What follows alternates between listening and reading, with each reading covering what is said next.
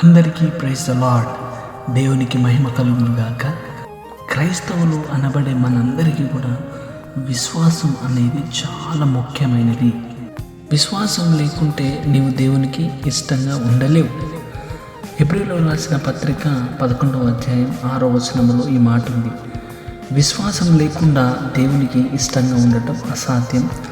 ఎందుకంటే దేవుని దగ్గరకు వచ్చేవారు ఆయన ఉన్నాడని మరియు ఆయనను శ్రద్ధగా వెతికే వారికి బహుమానం ఇస్తాడని నమ్మాలి. నమ్ముట నీ వలనైతే నమ్మువానికి సమస్తము సాధ్యమే.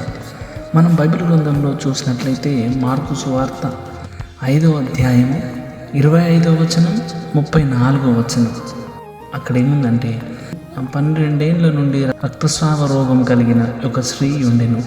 ఆమె అనేక వైద్యుల చేత ఎన్నో తిప్పలు పడి 34వ వచనం చూసినట్లయితే, అందుకు ఆయన, కుమారి, నీ విశ్వాసం నిన్ను స్వస్థపరచెను, సమాధానము గల దానివై పొమ్ము, నీ బాధ నివారణ అయి నీకు స్వస్థత కలుగుగాక అని ఆమెతో చెప్పెను.